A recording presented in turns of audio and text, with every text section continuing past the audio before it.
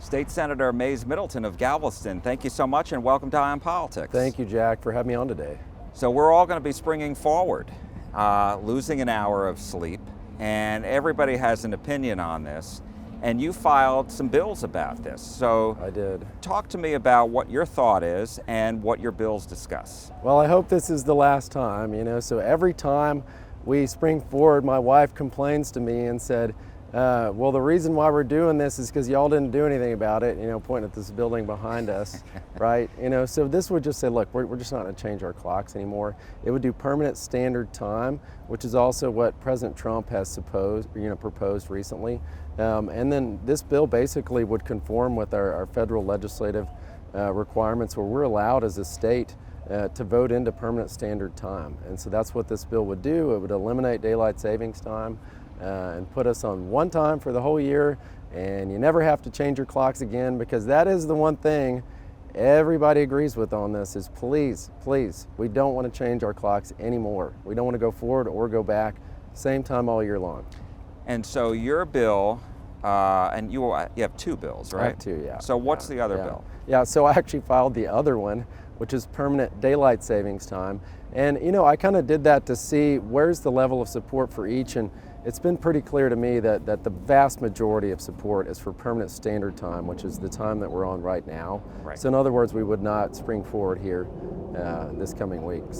And so why do you feel as if more people are supportive of keeping the daylight standard time what we're in now? I think a lot of it is with children, that it's not dark when they're getting dropped off for school in the morning. That's a big part of that.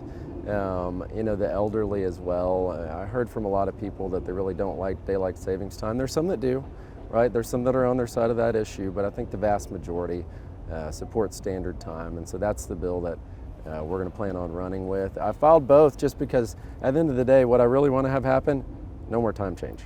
I'm tired of the time change. Everybody's tired of the time change. And so let me ask you, because doesn't Congress have to act too? So on that one, if we did permanent daylight savings time, we would have to get an act of Congress. But if we do the other bill, which is permanent standard time, so eliminating daylight savings time, we don't need an act of Congress. We can do that at the state level. Now this issue, bills have been filed for years. For many years, here at the legislature, as you said earlier, and they don't even get a hearing. And so I'm wondering, they're referred to state affairs, and so have you had conversations with Senator Hughes about getting this heard? Yes, absolutely. I did today. He wants to hear these bills and this legislation. It actually has been in the legislature before and on the floor, I believe. That's I a think while 2015, ago. It's been a while, yeah, it's been a while.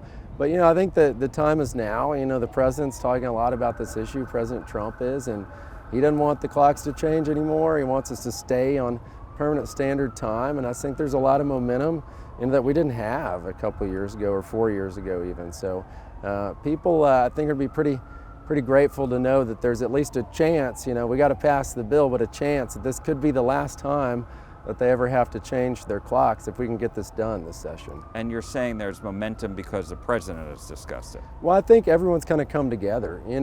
This comes in waves, and sometimes there are other priorities that are on the table, and I think at this point, he has definitely brought that narrative up and brought it to the forefront as a priority. So I think that's generated a lot of people's attention, and that we need to do something about it. And the states are the right place to do that because we have the authority to do permanent standard time and eliminate daylight savings time. Also wanted to ask you about another bill that just cleared the committee, Senate Bill 11, allowing prayer in school. Tell me, how would that work? This is voluntary? Right, so this is Senate Bill 11. It is putting prayer back in public school during school hours. And you really have to ask the question, are we better off or are we worse off since prayer was taken out of public school in the 1960s? And I think I know what the answer to that is. We're worse off. The bill is totally voluntary. The school district has to vote their way into it, and then the parents have to sign a consent form in order to participate. And if you don't like it, you can opt out, right? So this is a totally voluntary program in our public school system and public charter schools as well. And so basically what would happen is if a parent likes this for their child in a school, K through 12, then they would be brought to a certain room where either Bible verses or a prayer service would be held, right? This would not be in front of everybody. Right, so that's the crux of the bill, is that if you haven't opted in, if your child is not opted in, then this is not going to be in their presence, right? So it would have to be in a room where all the students and faculty too, so educators have opted into that. Like, it couldn't be over the loudspeaker, for example, because not every student will have opted into it, most likely. So it's totally voluntary. It's going to occur in school hours. It's possible that it could occur before school, but that's really up to the school district to decide on whether or not to vote on that policy and how to develop that policy as well.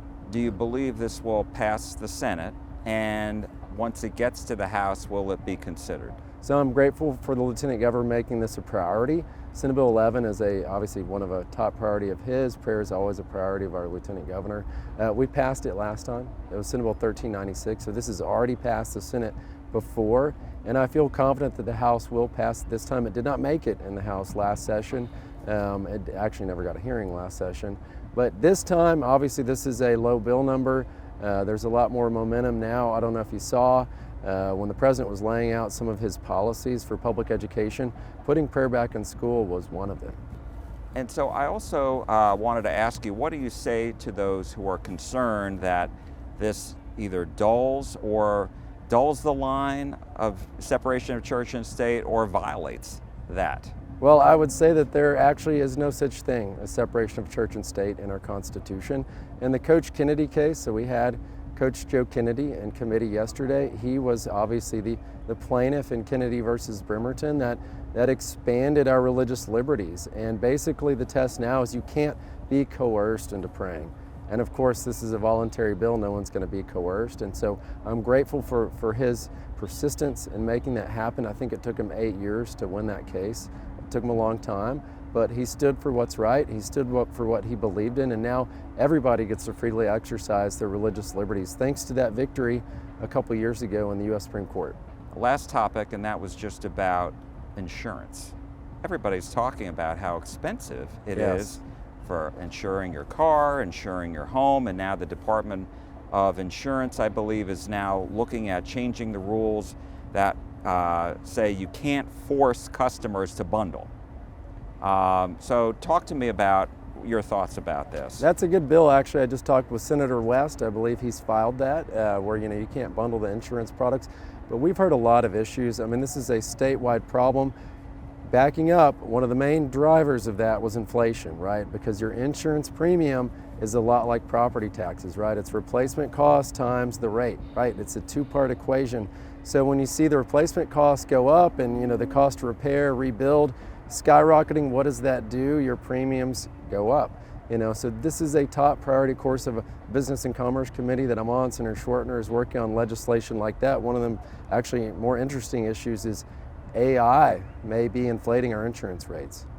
So he's got a bill to address that. That came up in one of our interim hearings, that this modeling, right? Because they determine rates with modeling is determined with AI, and we kind of don't know what's going into some of those calculations, and we need to know. So this would bring transparency and would also make sure that rates are not just actuarially sound, but I always talk about actuarial fairness. They need to be fair for ratepayers, and living on the Gulf Coast, windstorm insurance is a huge cost. It's more than people's property taxes a lot of the time, and that's another issue that's near and dear to my heart, because look, if people can't afford to live and work on the Gulf Coast, we don't have, say, the Houston Ship Channel, and that's $1 trillion a year in economic impact, and that is for the whole state. That's a statewide issue, very important.